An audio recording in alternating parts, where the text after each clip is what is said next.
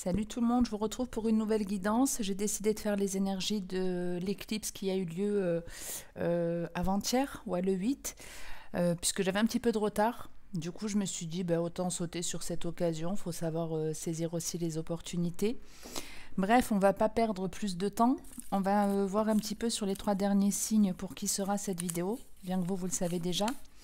Et ce sera pour vous les cancers. Donc bonjour à tous.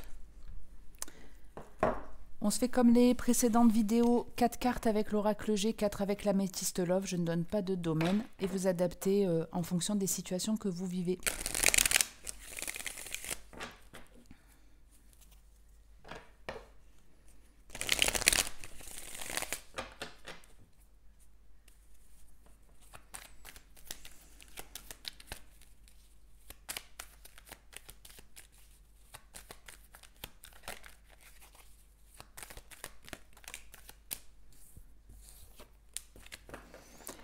Alors, oh bah dis donc, c'est pas terrible. On a l'araignée du matin et le retard. Donc ici, il peut y avoir de la tristesse que vous supportez depuis très très longtemps. Ou une tristesse qui va durer un certain temps. Après, n'oubliez pas, enfin moi perso, j'aime pas le timing dans les cartes, puisque très souvent, ça dépend des actions aussi que vous entreprenez. Le temps, il n'est pas le même pour tout le monde. Certains, vous allez vous dire, oh, la journée, elle est passée super vite, et d'autres, ben, c'est passé très lentement. Donc, on va un petit peu regarder dans le détail ce que je peux vous dire sur cette tristesse, sur certaines larmes apparemment qui tombent. Mince, elle est tombée sur le côté. Non, ben je vais la remettre, tant pis. Ben c'est une carte qui se lit dans les deux sens et si on me la met comme ça en perpendiculaire, ça va pas être cool. Bon, franchement, c'est pas la... J'aurais mieux fait de garder l'autre finalement. On a la souris, on a la bougie.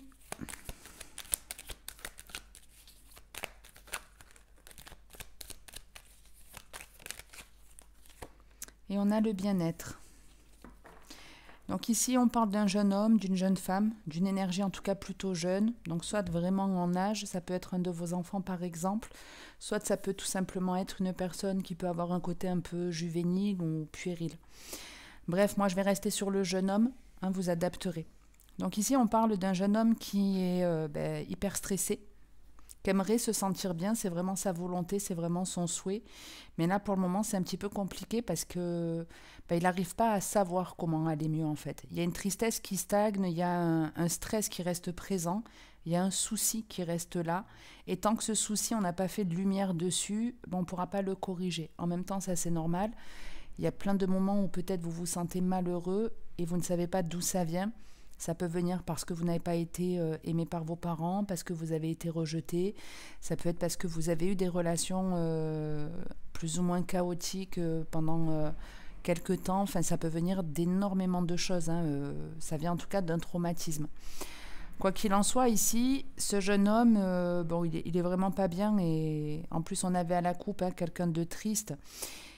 La bonne nouvelle, c'est que même si cet état d'esprit peut rester plus ou moins longtemps, ça dépendra de chacun. À la fin, on finit avec le bien-être, avec le fait de s'écouter, d'apaiser ses émotions aussi.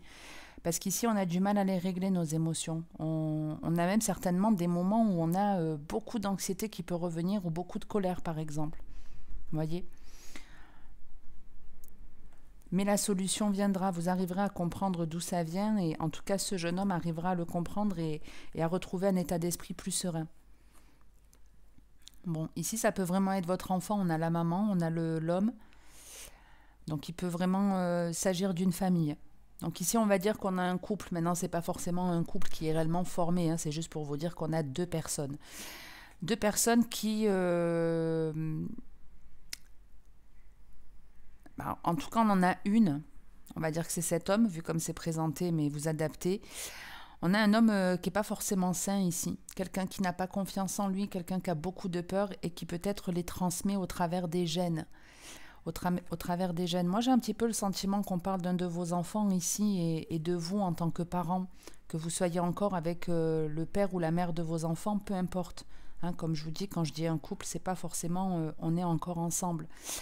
En tout cas, on a une mère qui s'écoute plus, mais même si elle s'écoute plus, il y a toujours une forme de crainte qui reste et peut-être que cette crainte, elle est en lien avec son enfant. On a du mal à couper cette espèce de cordon. C'est un peu, ben, mon enfant il est triste, moi je suis triste. Mon enfant il est heureux, bon moi je suis pas forcément heureux, mais en tout cas je suis contente pour lui. Mais souvent c'est ça, hein, on récupère, on va dire, ouais, les énergies un petit peu basses de nos enfants. On a tendance à vite culpabiliser, ou on aimerait, ben, qu'à nos enfants il n'arrive rien, qu'ils soient toujours dans de belles situations, dans de belles vies, etc. Mais bon, ben, on ne vit pas dans le monde des bisounours. On est passé par là aussi, et nos enfants, ils passeront. Ils doivent faire leurs propres expériences. Donc peut-être que cet enfant, il a pas mal de soucis en lien avec son père ou avec sa mère. Il y en a un qui a un côté je te soutiens, je reste présent et je souffre avec toi. Et on a l'autre, ben, qui est là pour souffrir. Quand je dis il est là pour souffrir, c'est pas forcément qu'il fait du mal réellement à votre enfant. Ça peut être juste par son absence. On peut faire du mal à son enfant juste parce qu'on n'est pas présent. Ok, allez, on va voir un petit peu sur l'améthyste love ce que je peux vous dire.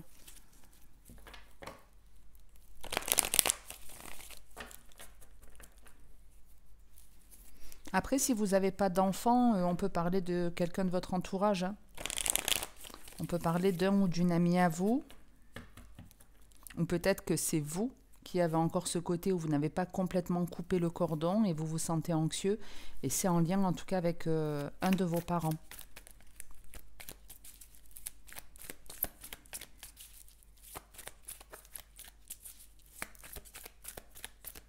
Des fois, j'aimerais détailler un petit peu plus les tirages, mais si je fais ça pour tout le monde, les vidéos elles vont durer longtemps.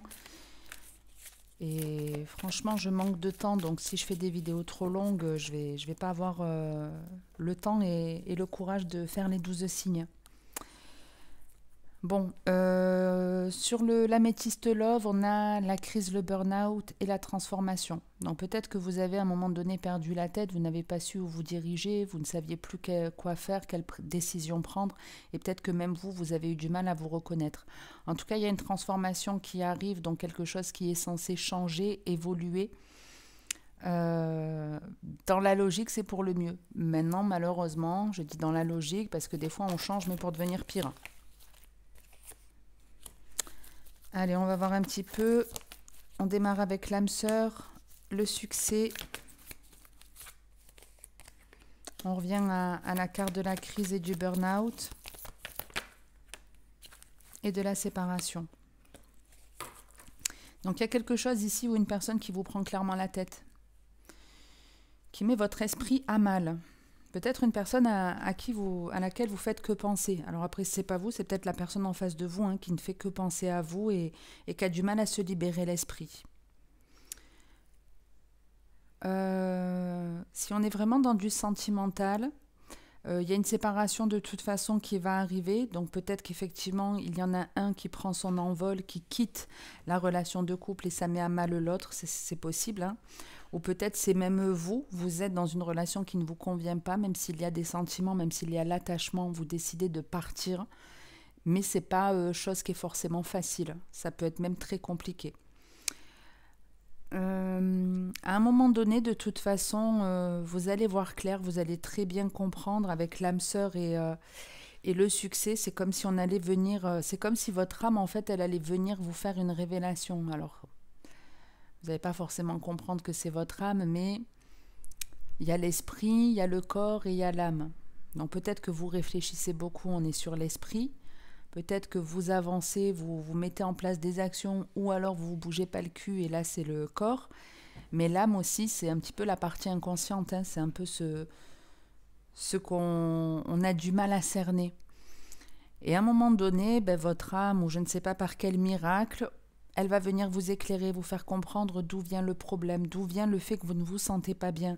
Ça me fait penser de toute façon un petit peu au message du dessus. On vient nous éclairer pour comprendre ce qui nous rend malheureux, pour comprendre aussi ce qu'on veut. Pour certains, vous ne savez pas réellement ce que vous voulez pour votre avenir, pour votre vie.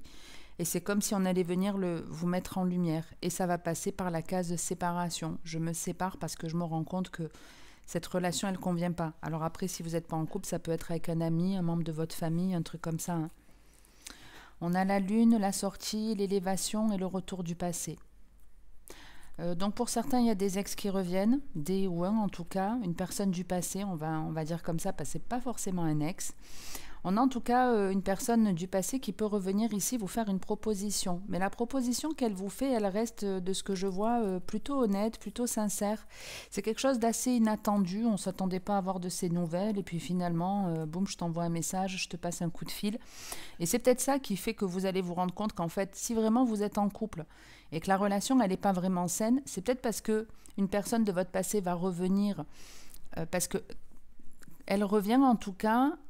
C'est une personne bien. Je ne sais pas si c'était une personne bien par le passé, mais en tout cas, là, quand elle revient, c'est quelqu'un qui a grandi, qui a pris en maturité, et c'est une personne qui va vous proposer de vous voir.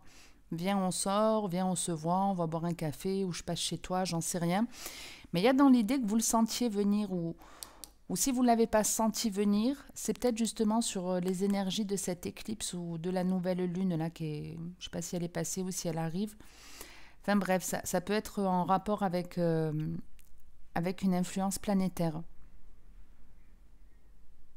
Donc ouais, d'un côté, c'est vraiment dans l'idée, il y a une personne qui revient changer, évoluer avec une proposition à la clé, quelque chose qui va faire du bien, qui va vous faire du bien. Et de notre côté, on prend conscience que quelque chose ne va pas du tout et on décide d'y mettre un terme. Ok ? J'en reste là aujourd'hui, j'allais dire les balances, n'importe quoi, les cancers. N'hésitez pas, si la vidéo vous a plu, aider ou parler, à liker, à la commenter ou à vous abonner si ce n'est pas fait. Merci à tous ceux qui le font.